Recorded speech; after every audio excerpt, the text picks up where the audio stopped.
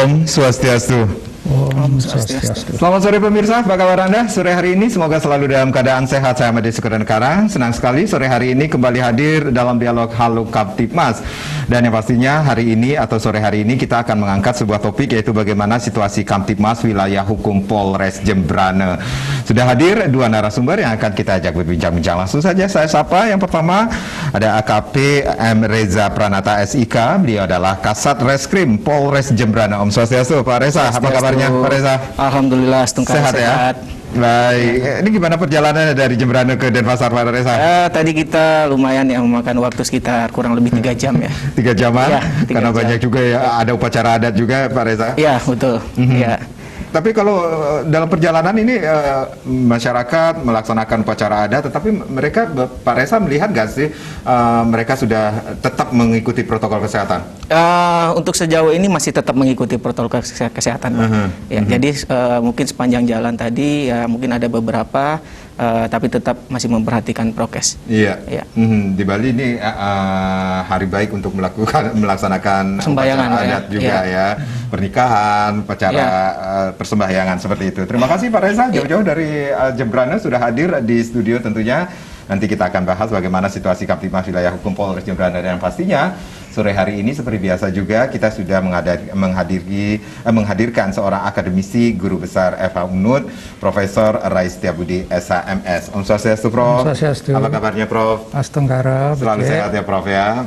Ya, siap, harus selalu sehat. Yeah. Apa yang Profesor lakukan untuk menjaga kesehatan, Prof? Ya, tentu pertama kita harus olahraga, jaga imun, makan yang bergizi, pikiran yang jangan terlalu ruwet gitu lah. Jadi pikiran juga mengakibatkan imun juga turun ya, Prof? Ya, tentu pasti itu karena sumbernya semua dari pikiran itu. Jadi yang penting 2P ya, pikiran dan perut itu. Pikiran dan perut. Tapi kalau kita melihat ini situasi, kemudian melihat kejadian-kejadian yang cukup menyita perhatian kita di tengah pandemi ini sendiri, khususnya gangguan keamanan juga, itu juga menurunkan imun juga ya, Prof? Ya, tentunya. Makanya bagaimana kita selalu memberikan rasa aman dan tertib kepada masyarakat, karena itu kunci dari segala-galanya. Kalau sudah aman, tertib, masyarakat enak melakukan apapun sehingga tidak terjadi hal-hal yang menurunkan imun gitu. Dan untuk mencapai kata aman dan tertib itu bukan hanya tugas kepolisian, tetapi tanggung jawab kita bersama. Iya, betul sekali. Oke, baik. Dan saya akan tanya ke Pak Reza selaku Kasat Reskrim Polres Jembrana. Pak Reza, masih dalam situasi pandemi COVID-19 ini sendiri, bagaimana situasi Kamtibmas wilayah hukum Polres Jembrana secara umum nih, Pak? Ya, baik, terima kasih Pak Karang. Ya. Jadi untuk situasi secara umum di wilayah Kabupaten Jembrana dari Januari sampai sekarang kita masih cukup kondusif. Mungkin ada beberapa terkait dengan kriminalitas, itu ada penurunan, kemudian juga laka lantas, meskipun ada peningkatan tapi kita masih bisa antisipasi. Dari kasus peningkatan COVID sendiri, beberapa minggu terakhir ini memang ada penambahan, namun tidak secara signifikan seperti saat bulan awal-awal itu terkait Omikron. Jadi masih bisa kita kendalikan secara aman. Oke. Seperti itu. Angkanya juga apakah juga menurun, tingkat kesembuhan sendiri pun juga ada sedikit peningkatan. Peningkatan. Ya.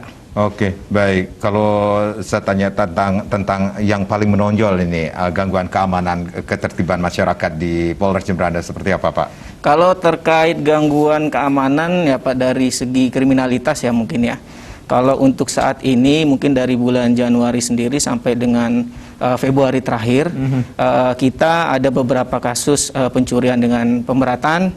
Itu ada sebanyak 3 kasus, kemudian juga ada kasus penipuan penggelapan juga ada 3 kasus. Jadi sementara masih didominasi oleh 2 kasus tersebut. Oke, ya.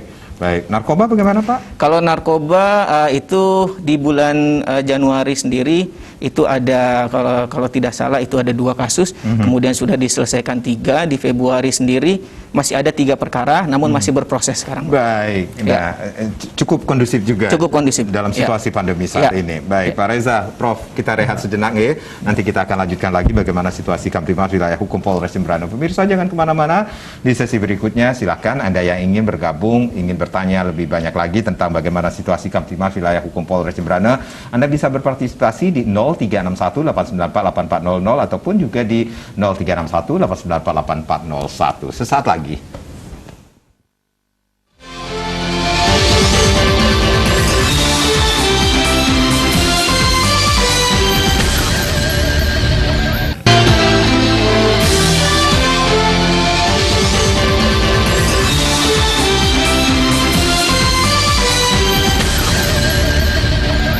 Terima kasih Anda yang baru saja bergabung bersama kami. Masih dalam dialog Halo Kamtibmas sore hari ini. Situasi Kamtibmas wilayah hukum Polres Jembrana masih menjadi topik kita di sore hari ini. Masih bersama AKP M. Reza Pranta ISIK. Beliau adalah Kasat Reskrim Polres Jembrana. Dan yang pastinya juga sudah hadir Profesor Rais Setiabudi SHMS. Beliau adalah seorang guru besar Fakultas Hukum Universitas Udayana tentunya. Baik, kita langsung ke topik kita. Situasi Kamtibmas wilayah hukum Polres Jembrana, Pak Reza selaku Kasat Reskrim Polres Jembrana. Kalau kita melihat, mendengar apa penjelasan Pak Reza tadi di awal, mungkin situasi yang kondusif ini akan memberikan perasaan nyaman bagi masyarakat untuk beraktivitas, khususnya bagi masyarakat Jembrana. Kalau kita kembali ke pengungkapan kasus ini, kasus-kasus kejahatan yang ada di Jembrana, seperti apa, Pak? Baik, terima kasih Pak Karang. Jadi mungkin terkait pengungkapan kriminalitas yang sudah dilakukan oleh Satreskrim sendiri, mungkin akan saya bahas dari tahun 2021 sendiri dulu Pak, terkait kasus menonjol. Itu kita ada beberapa kasus. Yang pertama yang menonjol itu ada kasus persetubuhan anak kelas 4 SD, itu dilakukan oleh oknum guru, dan itu sudah kita selesaikan dan sudah vonis di pengadilan. Kemudian yang kedua, kasus menonjol di 2021 itu ada kasus terkait dengan pemalsuan surat rapid antigen di Pelabuhan Gilimanuk. Itu ada sebanyak 5 kasus dari kurun waktu 2021, mulai dari bulan Mei sampai dengan bulan Oktober terakhir. Itu ada 5 kasus.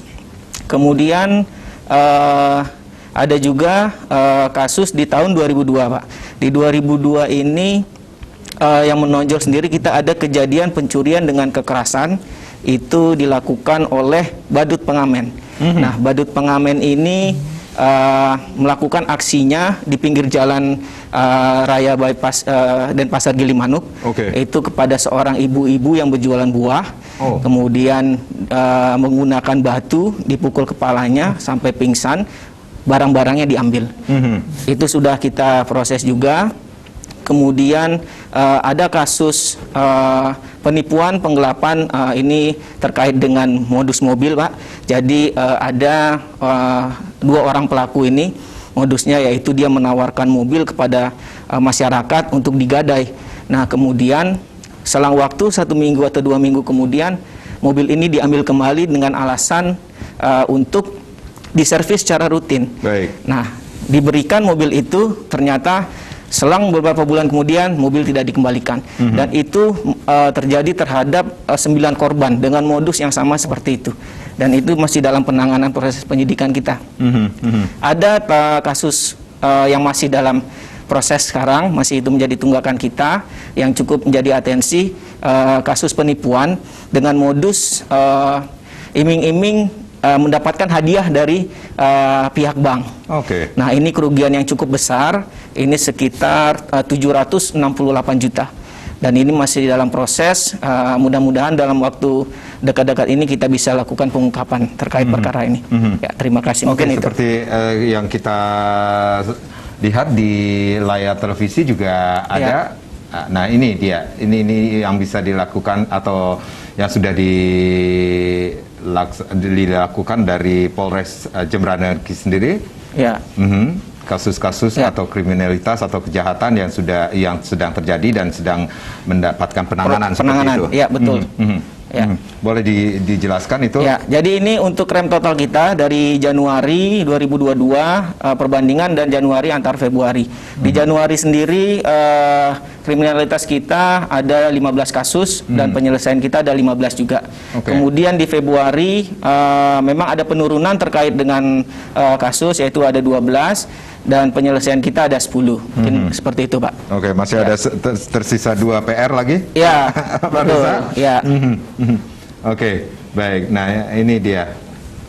Kita bisa saksikan juga di layar televisi kasus-kasus atau case-case yang sudah diselesaikan oleh Polres Jembrana. Ya, ini terkait laka lantas. Nah, memang untuk Januari dan sampai Februari ini kita ada terjadi peningkatan. Memang ini laka lantas justru meningkat. ya betul. Namun memang kita sudah melakukan upaya-upaya antisipasi.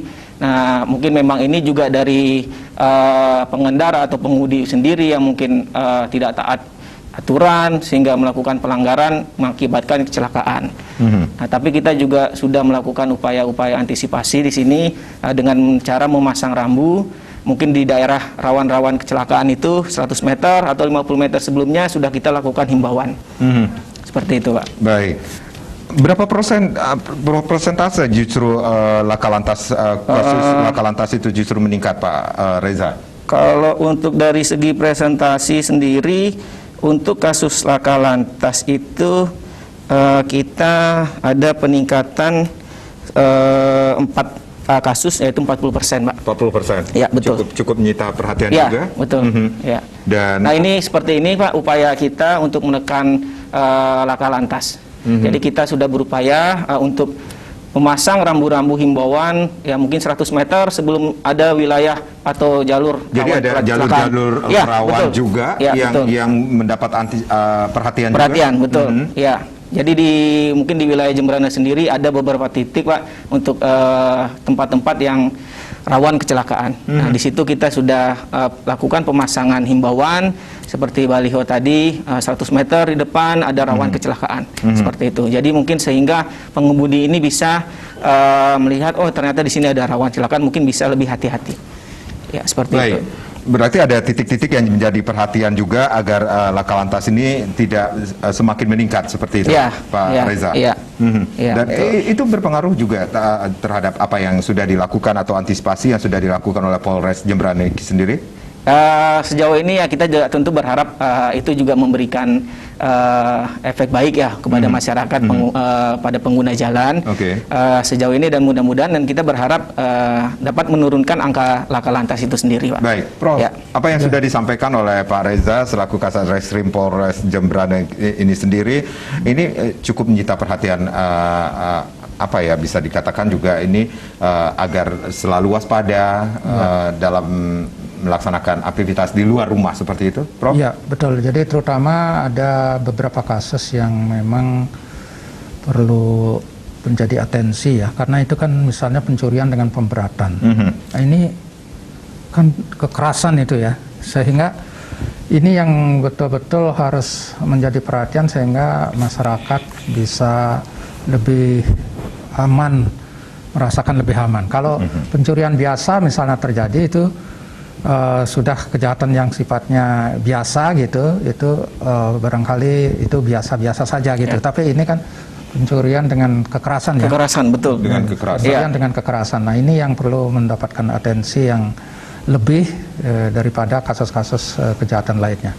Memang kalau kita lihat di beberapa tempat itu kadang-kadang pencurian dengan kekerasan itu juga sering terjadi. Tetapi modus operandinya ini yang ya, tadi diceritakan itu kan ada badut yang badut pengamen, badut pengamen itu, dan apalagi yang disasar itu adalah wanita ibu-ibu. Nah, ini kan termasuk golongan rentan lah ibu-ibu. Nah, ini satu modus operandi yang perlu menjadi pelajaran bagi kita semua untuk kedepannya selalu hati-hati, walaupun kita selalu harus waspada, jadi karena setiap saat ada bahaya-bahaya yang mengintai, baik itu bahaya yang bisa kita lihat dengan kasat mata maupun tidak dengan kasat mata seperti COVID-19 gitu. Jadi kita selalu waspada dan hati-hati. Nah, kemudian kasus-kasus lain seperti misalnya penggelapan mobil itu, nah ini juga banyak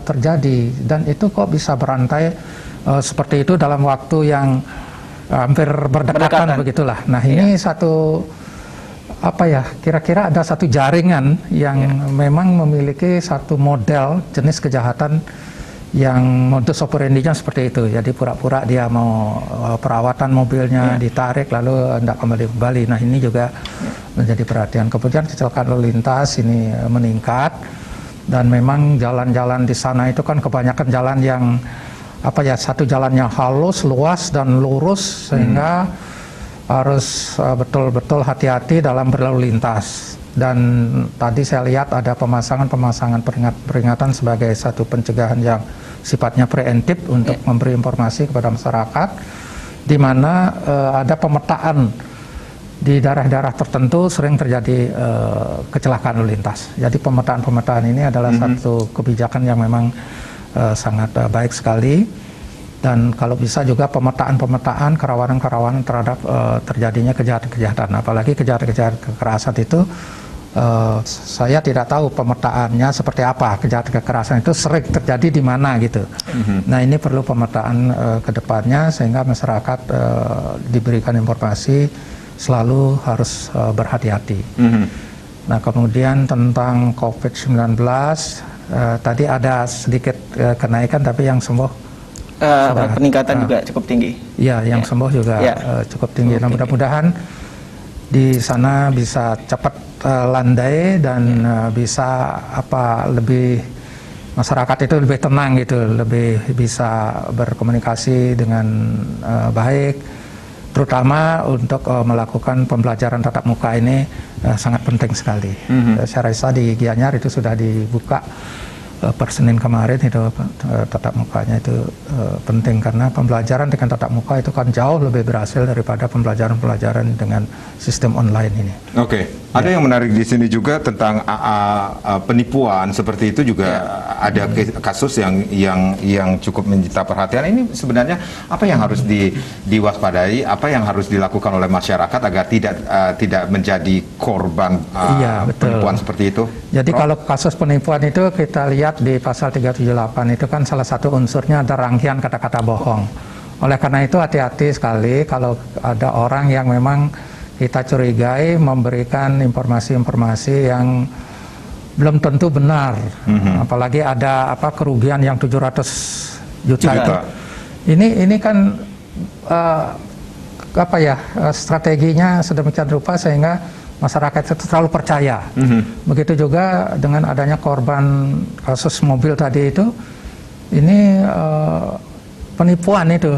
Jadi unsur pentingnya itu adalah ada rangkaian kata-kata bohong ini. Nah, kita harus pintar untuk melihat bagaimana sebetulnya orang ini. Nah, kalau memang kita tidak kenal track recordnya, lebih baik jangan terlalu percayalah dengan orang-orang seperti itu gitu. Di baliknya itu ada niat yang kurang baik gitu, karena kejahatan itu kan berawal dari niat dulu, kemudian dia lakukan dengan perbuatan baik dengan kata-kata maupun perilaku, saya rasa itu. Dan yang menarik di sini juga setiap kita membahas tentang tindak kejahatan, kriminalitas akan selalu saya tanya tentang narkoba seperti itu, Prof.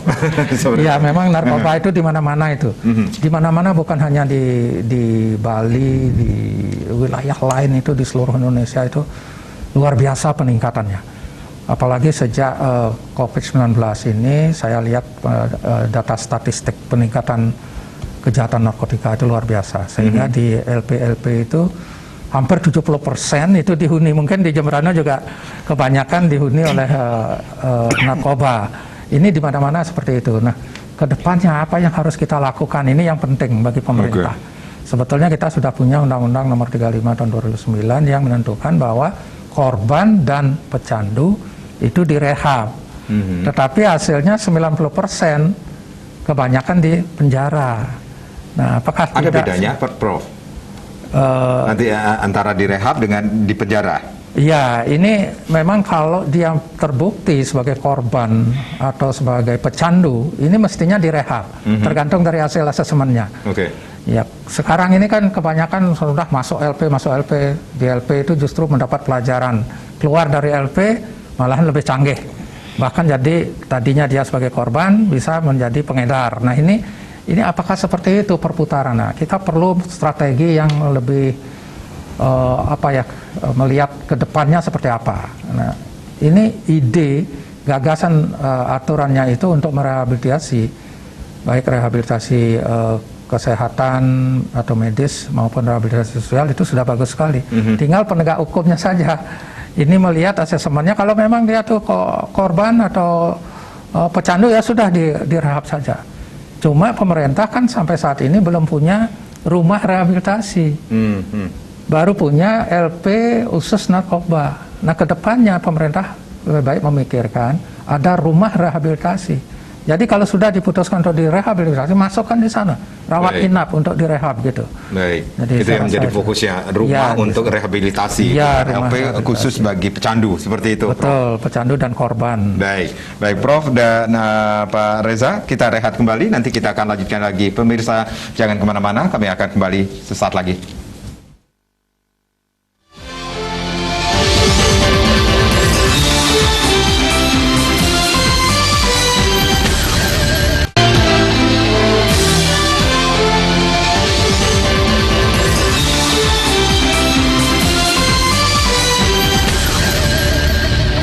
Ya, kita masih dalam dialog Halo Kaptipmas, masih berbincang-bincang mengenai bagaimana situasi Kaptipmas wilayah hukum Polres Jembrana. Masih bersama Kasat Reskrim Polres Jembrana, ada AKP M. Reza Pranata SIK, dan yang pastinya sore hari ini kita sudah menghadirkan Guru Besar Fakultas Hukum Universitas Udayana, Profesor Rais Setiabudi SHMS. Silakan Anda yang ingin bergabung bersama kami, line sudah kami buka kembali di 0361 894 8400 dan juga di 0361 894 8401. Baik, sembari kita menunggu penelpon ini Pak Reza, kalau tadi Pak Reza mengatakan laka lantas justru meningkat di Jembrana. Kita mengetahui seperti kata Prof ini jalur jalan ke Jembrana juga bisa menjadi barometer juga terjadinya kecelakaan itu sendiri. Kemudian, nah kita mengetahui juga ada operasi Keselamatan Agung 2022 yang masih berlangsung ya sampai tanggal 15 Maret 2022 itu sendiri. Seberapa jauh ini operasi Keselamatan Agung bisa menekan nantinya laka lantas di wilayah hukum Polres Jembrana ini sendiri, Pak Reza? Ya, terima kasih Pak Karang. Jadi, sebelum dijawab, kita ada penelpon ini. Ada Pak Ide Bagus Astawa, Pak kebetulan juga ada di Jembrana nih, Om Swastiastu, Pak Bagus. Om Swastiastu. Terus? Iya. Ini yang Ida Bagus Kade Asawo. Terus Pak Bagus. Desa Mendoda Jembrana ya.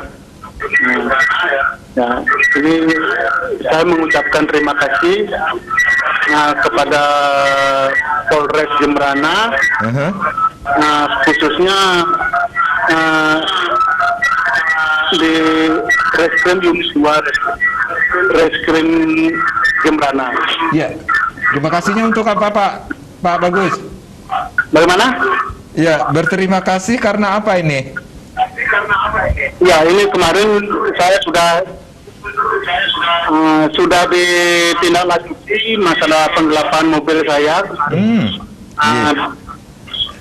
Dan begitu sigap.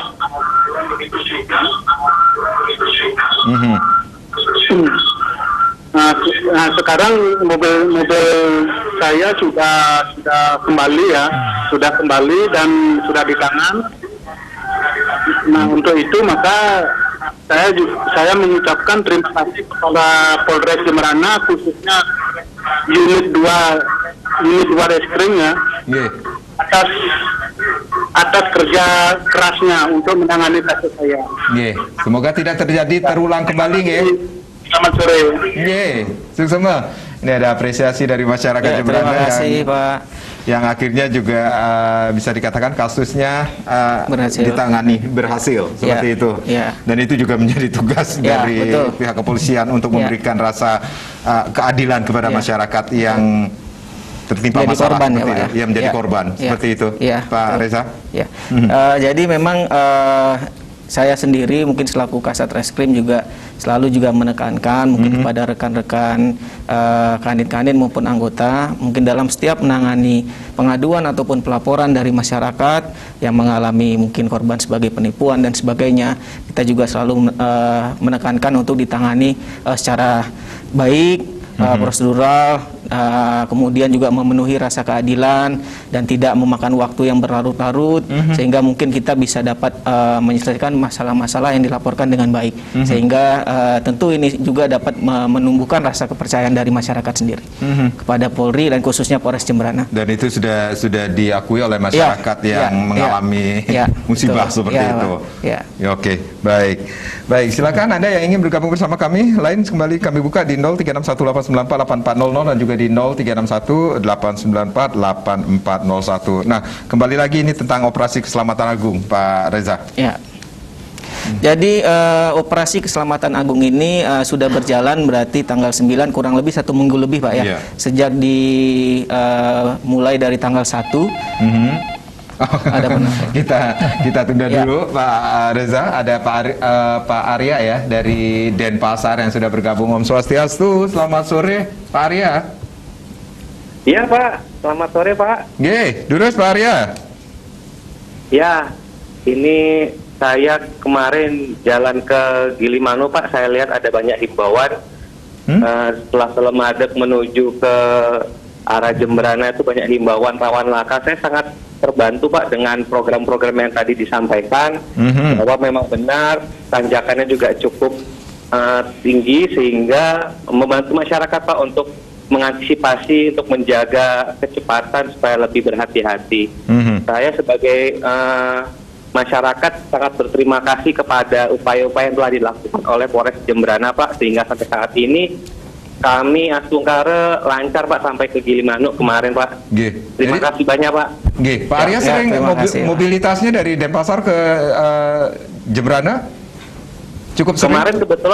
Kemarin kebetulan kami lewat ada Pak, mungkin 1 bulan 2-3 kali kami 2 sampai 3 kali ke sana Pak. Iya. Baik, saya setahun pun belum pernah ke Jemberana kayaknya. Baik, terima kasih Pak Arya. Yang pastinya ketika dalam perjalanan menuju ke Jemberana, hati-hati, jangan ngebut, ikuti rambu lalu lintas. Itu yang terpenting ya Pak ya? Ya Pak. Ya Pak. Terima kasih. Ini apresiasi lagi juga tentang apa yang sudah dilakukan untuk menekan laka lantas seperti yang sudah dilakukan dari Polres Jemberana. Tindakan preventif dengan memasang-masang rambu lalu lintas seperti itu. Betul sekali. Jadi upaya kita sendiri juga di daerah khusus rawan terjadi laka sendiri, memang kita sudah lakukan upaya memasang rambu peringatan. Mungkin jarak 100 meter sudah kita himbau terlebih dahulu kepada pengguna jalan agar lebih berhati-hati. Nah, ini kalau kita hubungkan dengan operasi keselamatan agung kembali, Pak Reza. Ya, betul. Jadi saya lanjutkan kembali. Tadi untuk operasi ini sendiri sudah dimulai sejak tanggal 1 sampai dengan tanggal 9. Terhadap operasi ini juga kita sudah melakukan penindakan ya Pak ya. Melakukan penindakan itu terhadap pelanggar-pelanggar khususnya dalam berlalu lintas itu sudah kurang lebih sekitar 300-an pelanggar. Nah, dan tentu di sini dalam operasi ini sendiri kita berharap kepada masyarakat agar dalam berlalu lintas agar lebih tertib, ikuti aturan, dan kebanyakan ini para pelanggar ini juga banyak yang menerobos lampu merah, tidak menggunakan helm, dan tentu ini kan malah akan memicu terjadinya laka lantas. Nah, dari operasi ini juga kita sudah kurang lebih 300 kemungkinan yang mudah-mudahan kita juga berharap dapat mencegah sehingga menurunkan angka laka lantas sendiri. Pendekatan seperti apa yang dilakukan Pak kita di satu sisi terkait operasi ini juga dalam melakukan penindakan tentu juga melakukan himbauan-himbauan, memberikan himbauan, memberikan teguran kepada pengguna jalan, pengguna motor, roda 2, roda 4 agar selalu taat, tertib, ikuti rambu-rambu yang ada, menggunakan helm dan sebagainya seperti itu. Baik, Prof. Ada 2 penelpon yang mengapresiasi kinerja dari Polres Jemberana ini juga yang kita patut berikan apresiasi juga kepada Polres Jemberana memberikan pelayanan kepada masyarakat. Nah, seperti itu, Prof. Jadi betul sekali apa yang telah disampaikan tadi, apresiasi itu memang sesuai dengan tugas kepolisian ada 3 itu, menjaga ketertiban dan keamanan, penegakan hukum dan melindungi masyarakat. Ini penegakan hukumnya ini yang cepat gitu. Yeah. Jadi penegakan hukum bisa cepat apabila bisa ditangkap pelakunya secara cepat juga. Nah ini yang kadang-kadang untuk kecepatan dalam menemukan pelakunya ini yang paling sulit gitu. Kalau sudah ditemukan proses hukumnya kan bisa cepat. Gitu. Yeah. Nah inilah yang memerlukan strategi khusus bagaimana metode untuk bisa membuat atau menemukan pelakunya secara cepat gitu. Makin cepat ditemukan, makin puas masyarakat terhadap pelayanan oleh polisi. Kemudian penegakan hukumnya makin cepat dilakukan juga makin puas.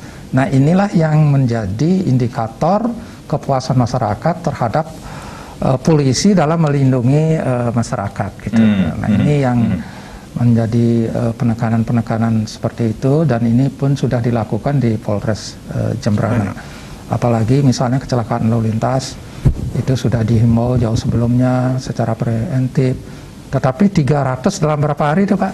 Itu sampai tanggal 9. Semingguan, itu, ya, seminggu lebih kurang lebih. Itu kan apa termasuk tinggi ya? Ya. Kalau sebelumnya bagaimana? Kalau kita cross data antara sebelum dilakukan operasi keselamatan dengan sesudah itu. Nah ini bagaimana hasilnya? Mungkin ini bisa menjadi satu indikator. Kalau itu nanti setelah operasi keselamatan ternyata itu menurun, nah ini sudah berhasil. Tetapi kalau ada peningkatan, berarti perlu kebijakan-kebijakan ini, indikator-indikator dalam operasi keselamatan ini perlu dibicarakan lagi. Ya, betul, Prof. Kebijakan Tentu ini. Mungkin setelah nanti selesai ini pasti akan ada dilakukan evaluasi analisa dan sebagainya. Ya. Untuk melihat apakah efektif, tidak dan sebagainya seperti itu. Ya, karena operasi-operasi itu kan punya visi misi ya, jadi seperti itu. Kalau memang keselamatan itu visi misinya khusus keselamatan, sehingga sasarannya bagi si pelanggar itu bagaimana supaya mereka itu selamat. Bukan kepada surat-suratnya gitu, mungkin kepada subjeknya dan kepada kendaraannya. Seperti tadi juga sudah disampaikan, kalau subjeknya dia tidak pakai helm, kemudian kendaraannya juga harus dicek sebaik dari segi keamanannya. Saya rasa itu ya.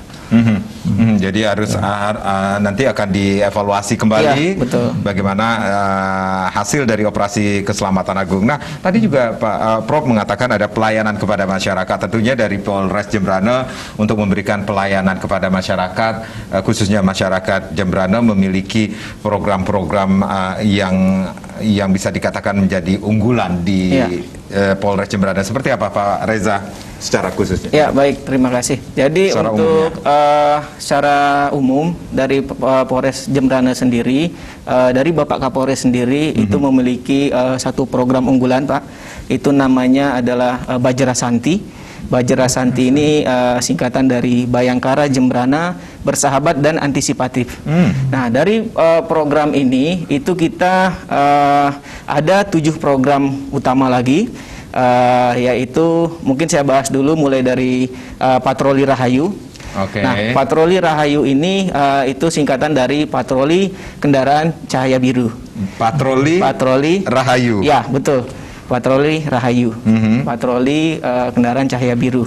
Nah, di sini ada berbagai inovasi juga yang dilakukan oleh masing-masing satuan di Polres. Itu juga sudah dilakukan oleh fungsi sabara, lalu lintas. Di sini tujuannya untuk memberikan rasa aman dan nyaman kepada masyarakat sendiri. Untuk bahwa polisi itu hadir di tengah masyarakat, memberikan pelayanan, kemudian di satu sisi juga berupaya untuk mencegah adanya kriminalitas yang terjadi. Nah, tujuannya ini Patroli Rahayu ini kan kendaraan cahaya biru Pak ya. Jadi identik dengan polisi, ratatornya kan warna biru. Nah, jadi seperti itu. Dan itu betul-betul dihadirkan di tengah-tengah masyarakat. Jadi patroli itu dilaksanakan jadi kita sudah ada fungsi preventif itu dilakukan sendiri oleh fungsi sabara, lalu lintas. Setiap hari jam tertentu kita lakukan patroli Pak. Adakah daerah daerah-daerah tertentu yang menjadi tujuan? Tentu. Ada jalur-jalur patroli itu, jalur-jalurnya? Jalur-jalur khusus.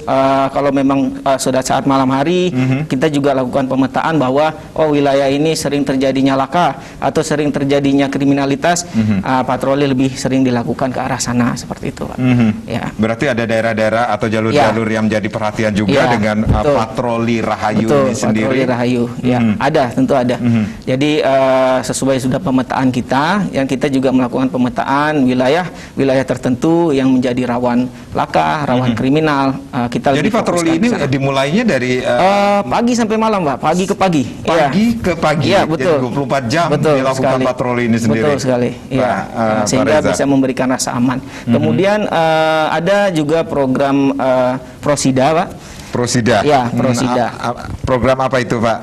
Prosida ini pemolisian interaksi dengan desa dan agama. Nah, di sini pendekatan-pendekatan Bapak Kapolres sendiri sudah juga melakukan upaya-upaya pencegahan juga dengan pendekatan kepada tokoh agama, desa, tokoh adat dan sebagainya dengan melakukan sambang, berinteraksi, sharing tentang keamanan situasi Kamtibmas dan sebagainya, sehingga juga ini memberikan rasa aman dan nyaman kepada masing-masing desa atau wilayah tertentu. Seperti itu. Baik. Ya. Pak Reza, ditunda dulu dengan program-program dari Bajre Santi ini sendiri. Nanti kita akan lanjutkan lagi. Kita break terlebih dahulu, Prof. Kita rehat sejenak. Pemirsa jangan kemana-mana, di sesi berikutnya silakan Anda yang ingin bergabung kembali, kami akan buka line di 0361894800 dan juga di 0361894841. Bagaimana situasi Kamtibmas wilayah hukum Polres Jembrana masih menjadi topik kita di Halo Kamtibmas sore hari ini. Kami akan kembali sesaat lagi.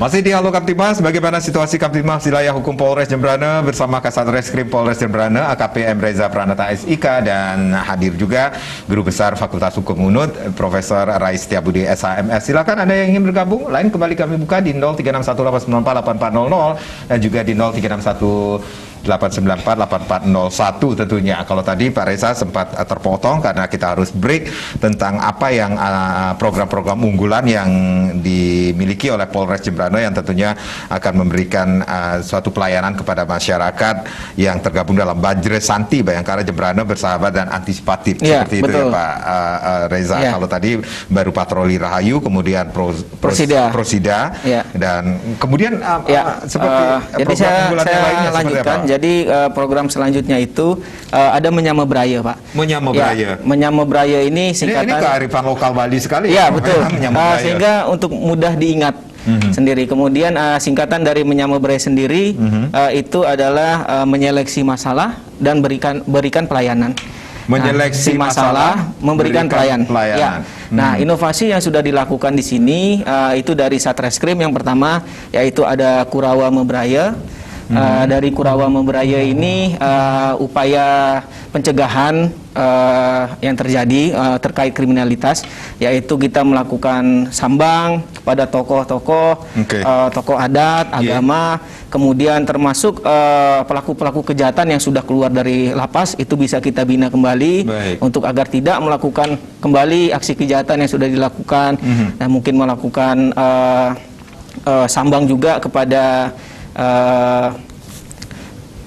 informan kita sendiri. Juga sudah kita lakukan. Nah, kemudian ada juga inovasi yang berikutnya itu adalah Menyama Braya Podcast. Jadi Menyama Braya Podcast ini kita sendiri seperti interaksi, Pak ya, seperti interaksi, komunikasi, itu bisa dengan tokoh agama, adat, masyarakat, sharing permasalahan, sehingga apa yang disampaikan masyarakat sendiri, apa keinginannya, bisa kita tampung dan menjadi tugas-tugas kita juga. Itu yang Menyama Braya, Pak. Program ketiga. Kemudian program keempat itu ada Metimpal. Metimpal. Ya. Ini temannya menyambut Brayo Metimpal. Ya, betul. Metimpal ini adalah manajemen teknologi informasi dan media dalam pelayanan polisi Jembrana. Nah, ini inovasi yang sudah dilakukan di sini dari Satlantas. Baik. Itu ada SIM Booster. SIM Booster ini singkatan dari Booking SIM tanpa antri, Pak. Jadi booster. Oke. Ya. Jadi Booking SIM tanpa antri ini jadi terlebih dahulu masyarakat melakukan registrasi booking melalui website. Itu ada dari Satlantas sendiri mempunyai website sehingga tidak perlu antri. Jadi bukan hanya kamar aja Ya, yang perlu betul. di booking, SIM pun bisa di booking Ya, di Jembrana betul. tentunya. Nah, tentu ini juga memudahkan masyarakat khusus untuk mencari pelayanan Pak ya di bidang SIM. Baik. Kemudian dari Intel itu ada SKCK OSA. SKCK OSA ini adalah SKCK online scan ambil. Baik. Nah, ini merupakan juga terobosan dari Satintel, dimulai dari pengisian belangko secara online, kemudian pemohon mengisi melalui website yang sudah tertera nanti di sana, sehingga mempermudah masyarakat untuk mencari SKCK. Oke, selain Metimpal, kemudian ada program unggulan lainnya. Ada ya. Kemudian ada Purnama. Program Purnama. Purnama ini singkatan dari Punya Rezeki Bantu Masyarakat. Ya, jadi ini program sosial kepada masyarakat bersama stakeholder dalam hal bencana alam, kesulitan masyarakat yang kurang mampu. Nah, jadi kita mendatangi masyarakat tersebut seperti itu. Oke. Kemudian program ke-6 itu ada Pisang Batu. Pisang Batu. Iya, betul. Oke. Pisang Batu ini adalah singkatan dari Pagi Sang Pembaca Buku. Ini sendiri diadopsi dari program dari Mabes, Pak, dari ASSDM. Itu ada namanya Polri Belajar. Yeah. Nah, jadi di setiap apel pagi di sini masing-masing anggota dipimpin masing-masing kasatnya. Nah, itu membuka buku kembali, membaca aturan-aturan kepolisian, bukan hanya aturan kepolisian, termasuk undang-undang sendiri. Nah, jadi sehingga dapat memberikan pemahaman kepada anggota, tentu menjadi bekal dalam pelaksanaan tugas. Baik. Kemudian ada Bajra Makepung. Nah, Bajra Makepung ini mungkin namanya Makepung sudah identik, Pak ya. Sudah identik Khas Jembrana. Nah, Bajra Makepung ini adalah Bayangkara Jembrana masuk ke kampung. Nah, ini betul-betul program dalam memberikan pelayanan kepada masyarakat. Nah, di sini ada dari Satlantas, Reskrim, kemudian Intel. Nah, ini jadi Bajra Makepung ini kita laksanakan di setiap hari Kamis dan Sabtu. Jadi kita mendatangi lokasi-lokasi tertentu di masing-masing desa, memberikan pelayanan dalam mencari sidik jari, kemudian SKCK, nah kemudian SIM, dan sebagainya. Jadi kita selalu mensosialisasikan di H-2 sebelumnya sudah kita posting di sosial media. Semakin mendekatkan masyarakat betul. pada pihak Ya, kepolisian. sehingga dan ini juga betul-betul memberikan pelayanan kepada masyarakat. Baik, Prof, dengan program-program unggulan dari Polres Jembrana ini sendiri yang namanya cukup menarik juga seperti itu, Prof. Jadi mudah diingat gitu ya. Diingat, tapi isinya saya rasa ini luar biasa ini. Ini penguatan dari program kepolisian masyarakat ya, pemolisian masyarakat. Di samping juga harus menguatkan SDM-nya sendiri, ada kewajiban untuk membaca itu Pisang Batu itu ya. Ini penting sekali, ini bagus sekali apa yang telah disampaikan tadi, terutama dari program Bajra Makepung Santi ya. Bajra Santi ini sendiri dari dijabarkan ke dalam ada 7 di sini. Ada 7 penjabarannya seperti sudah disampaikan tadi itu. Itu saya lihat semua itu adalah bagaimana polisi itu harus terjun ke masyarakat, menyatu dengan masyarakat. Untuk apa? Untuk memberikan rasa aman dan untuk mengantisipasi. Antisipasi di sini penting sekali sebelum terjadi. Ini kan pencegahan ini. Ini luar biasa ini program ini. Nah, hal itu bisa dilakukan dengan berbagai istilah-istilah tadi yang mudah diingat gitu. Yang prinsipnya polisi itu harus menyatu terus dengan masyarakat. Jadi untuk memberikan rasa aman kepada masyarakat dan untuk mencari informasi, barangkali ada informasi-informasi penting sehingga bisa diantisipasi lebih awal, sehingga tidak muncul permukaan. Baik, Pak Reza, ada yang ingin disampaikan khususnya kepada masyarakat Jemberana untuk menjaga Kamtibmas wilayah hukum di wilayah hukum Polres Jemberana ini sendiri? Ya betul. Tadi saya juga sependapat ya dengan Prof. Ini juga merupakan satu bagian dari pemolisian masyarakat, dan tentu juga diharapkan dari program ini di satu sisi juga dapat bermanfaat, sangat membantu masyarakat. Kemudian dan juga tentu kami juga berharap dalam melihat situasi Jemberana, dilihat dari segi kriminalitas, laka lantas dan sebagainya, dan kita juga berharap dapat menumbuhkan kesadaran masyarakat itu sendiri, membantu sepertinya seperti pencegahan, Pak ya, pencegahan, mengikuti aturan. Tadi Prof juga sudah menyampaikan terkait masalah penipuan, agar lebih berhati-hati. Kita lihat-lihat dulu dengan siapa kita berkomunikasi, dengan siapa kita diajak. Itu juga menjadi masyarakat itu biar untuk lebih berhati-hati. Oke, yang pastinya masyarakat bisa menjadi polisi bagi dirinya sendiri dulu ya. Pak Reza, Prof, terima kasih sudah sharing di sore hari ini sama di Sekedar Karang. Terima kasih, kita berjumpa lagi di lain kesempatan. Om Santi Santi Santi Om.